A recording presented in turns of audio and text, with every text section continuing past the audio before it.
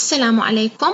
المحاضرة السادسة من مادة هندسة الانسجة، وهي بعنوان Bone Tissue Engineering، هندسة الأنسجة العظمية.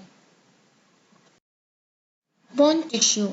Bone as a functional smart tissue is capable of healing and remodeling in the case of limited bone defects. The cellular components of the bone include osteoblasts, osteocytes, osteoclasts, and osteogenic precursor cells, mesenchymal osteoprogenitor cells. العظم هو نسيج ذكي قادر على الشفاء وإعادة التشكل في حال وجود عيوب صغيرة الحجم. تشمل المكونات الخلوية للعظم الخلايا العظمية المتمثلة بالأوستيوبلاستس، osteocytes, osteoclasts, and osteogenic precursor cells, mesenchymal osteoprogenitor cells. Bone structure. The basic unit of bone is the osteon. Each osteon comprises concentric lamellae of compact bone surrounding a central canal, Haversian canal.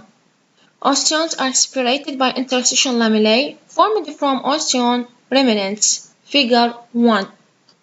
Cortical bone is the name given to the hard outer layer. Cancellous bone, mainly found at the ends of long bones, has a larger surface area to respond to metabolic demands. Thus, it is more active and can remodel quicker. التركيب الهيكلي للعظم. الوحدة الأساسية للعظم هي الأوستيون.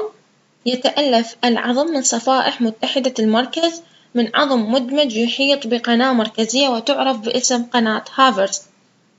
الأوستيونز تكون مفصولة عن بعضها بواسطة الانترستيشال لاميلاي كما موضح في الشكل 1. كورتيكال بون هو الاسم الذي يطلق على الطبقة الخارجية الصلبة للعظم. أما الكانسلس بون فيتواجد بشكل رئيسي في نهايات العظام الطويلة ويمتلك مساحة سطحية أكبر للاستجابة لمتطلبات التمثيل الغذائي، وبالتالي فهو أكثر نشاطًا ويمكن إعادة تشكيله بشكل أسرع. هذا الشكل هو يوضح التركيب الهيكلي للعظم. In bone, both cancellous and cortical is an anisotropic substance.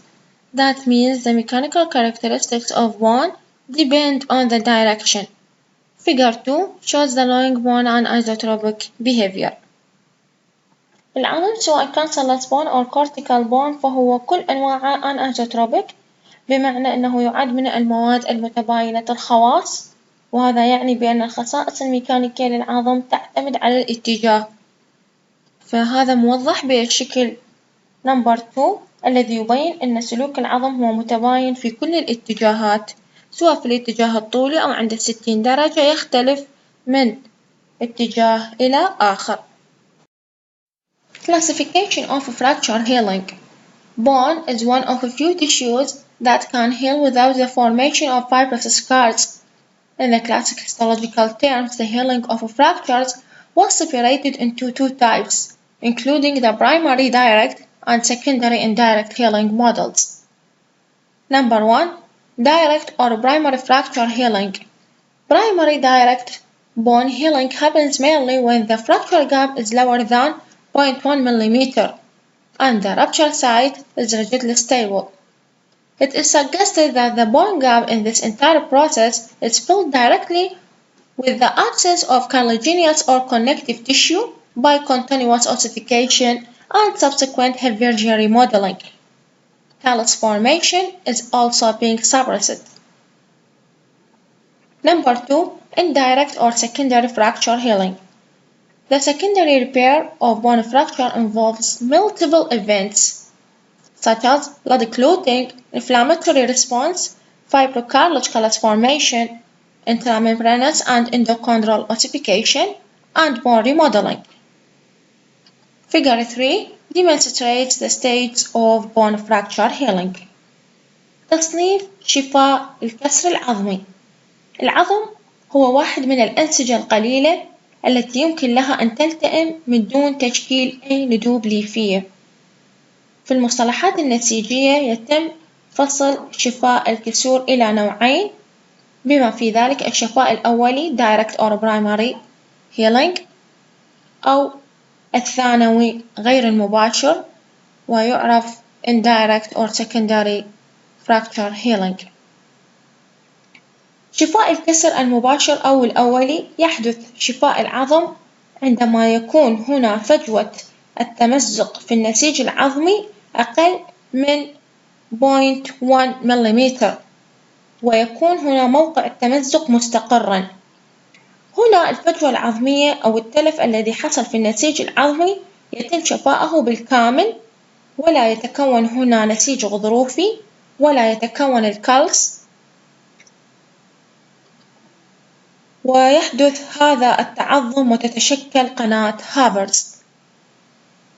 أما بالنسبة إلى شفاء الكسر الغير مباشر أو الثانوي، يتضمن الإصلاح الثانوي لكسور العظام عدة أمور تتمثل بتخثر الدم والاستجابة الالتهابية، ويتكون الكالس الغضروفي الليفي وحدوث الأوسيفيكيشن وإعادة تشكيل العظم.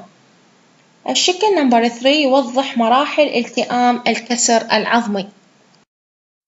هذا الشكل يوضح مراحل شفاء النسيج العظمي بالنسبة للسكندري هيلينج. 4 stages موضحة بالتفصيل في هذا الشكل. There are 3 principal properties for an adequate bone regeneration must be presented according to a perfect scaffold for the tissue engineering of bone. Number 1, osteoconduction. This describes the scaffold's ability to allow the growth of new tissue on the surfaces of the transplant's external and internal pores. Number 2, osteoinduction. This characterizes the scaffold's ability to attract and stimulate immature cells to a healing site to develop into bone-forming cells. هنالك 3 خصائص رئيسية يجب أن تتوفر في السقالة لتكون مثالية لاستخدامها في مجال هندسة الأنسجة العظمية، وهي التوصيل العظمي osteoconduction يصف قدرة السقالة على السماح بنمو أنسجة جديدة على أسطح الترانسبلانت الداخلية والخارجية منها، ويتم ذلك من خلال وجود المسامات في السقالة. Number 2 osteoinduction يعني قدرة السقالة على جذب وتحفيز الخلايا غير الناضجة إلى موقع الشفاء لتتطور إلى خلايا بإمكانها أن تشكل العظام. Osteointegration It's a time-related healing process via which a balanced transplant anchorage is attained through the direct contact of bone to transplant on the transplant surfaces. There are 3 biological stages necessary to achieve the final bone regeneration. These are incorporation through the woven bone formation, adaptation of bone mass to load, laminated and fibrous bone deposition, and adaptation of bone structure to load, bone remodeling. عملية شفاء النسيج العظمي عادة تكون مرتبطة بالوقت، وتبدأ مراحلها الأولى عندما يكون هنالك اتصال مباشر ما بين العظم وما بين أسطح المادة المزروعة بدلاً عن النسيج التالف. هنالك 3 مراحل بيولوجية ضرورية لتحقق التجدد النهائي للنسيج العظمي، تتمثل أولاً تكون العظام المنسوجة، وبعدها تبدأ كتلة العظم بالتكيف مع مقدار الحمل المسلط عليها، وأخيراً إعادة تشكل النسيج العظمي بشكل نهائي. Materials for bone tissue engineering. Group 1. This group included ceramics such as bioactive glasses, tricalcium phosphate, hydroxyapatite, as well as calcium phosphate ceramic. Metals such as titanium also belong to this group. Group 2. Polymers include polymethyl methacrylate, polylactides, polyglycolides, and copolymers as well as polycarbonlactone. Polymethyl methacrylate can be used in bone tissue engineering with a good biocompatibility and high mechanical strength.